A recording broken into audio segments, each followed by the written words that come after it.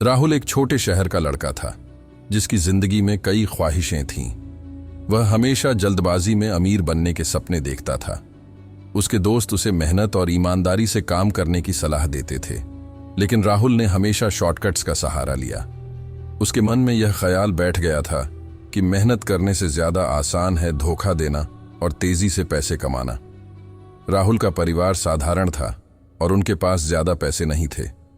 उसके पिता एक छोटी सी दुकान चलाते थे और मां घर संभालती थी।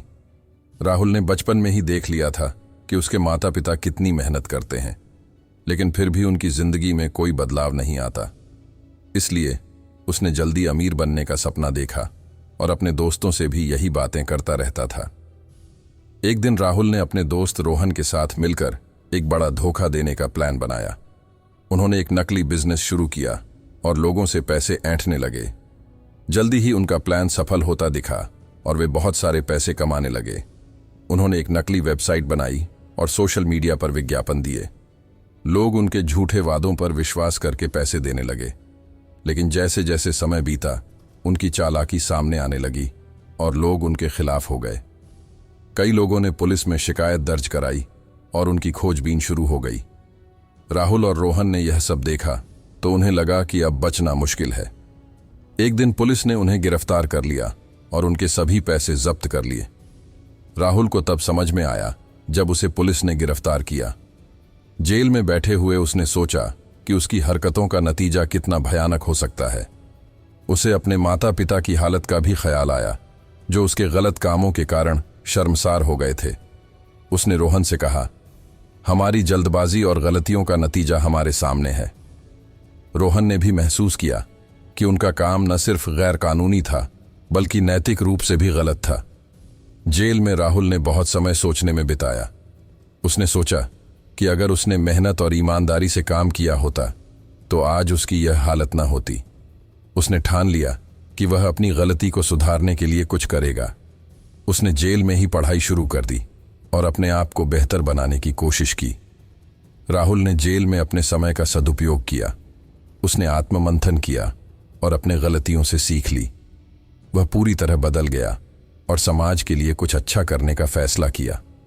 जेल से बाहर निकलने के बाद उसने एक संस्था शुरू की जो लोगों को सही रास्ते पर चलने की सलाह देती थी और उनके व्यापारिक गुणों को निखारने में मदद करती थी। उसने अपने दोस्तों और जान पहचान वालों को भी सही रास्ते पर चलने के लिए प्रेरित किया। राहुल ने यह भी ठान लिया कि वह उन लोगों से माफी मांगेगा जिनके साथ उसने धोखा किया था। उसने हर एक व्यक्ति से माफी मांगी और उनकी मदद करने का वादा किया।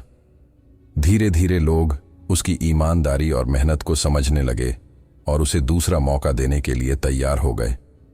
फिर एक दिन उसी शहर में जहां राहुल ने धोखा दिया था, उसकी संस्था को एक बड़े अवार्ड के लिए नामांकित किया गया। यह अवार्ड उन लोगों को दिया जाता था जिन्होंने समाज के लिए कुछ अच्छा किया हो। वही लोग जिनसे राहुल ने धोखा किया था अब उसकी तारीफ कर रहे थे और उसकी संस्था की सराहना कर रहे थे। राहुल ने मंच पर कहा, मैंने खुद गलत रास्ते पर चलकर देखा है कि उसका अंजाम क्या होता है। सही रास्ता ही सबसे सही है। उस दिन राहुल को एहसास हुआ कि उसने सही रास्ता चुनकर अपनी जिंदगी को सही मायने में बदल लिया है। उसने अपनी मेहनत और ईमानदारी से न सिर्फ अपनी पहचान बनाई बल्कि समाज के लिए भी कुछ अच्छा किया। इस कहानी से यह सीखने को मिलता है कि गलत कामों का फल हमेशा गलत होता है। हमें कभी भी शॉर्टकट्स का सहारा नहीं लेना चाहिए और हमेशा ईमानदारी और मेहनत से काम करना चाहिए। राहुल ने यह साबित कर दिया कि असली सफलता वही है जब हम सही रास्ते पर चलें और समाज के लिए कुछ अच्छा करें।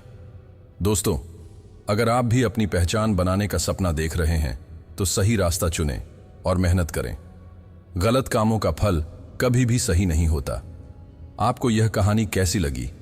क्या आपको भी ऐसी ही प्रेरणादायक कहानियां सुननी पसंद हैं? नीचे कमेंट में हमें जरूर बताइए और इस कहानी को शेयर करना ना भूलें।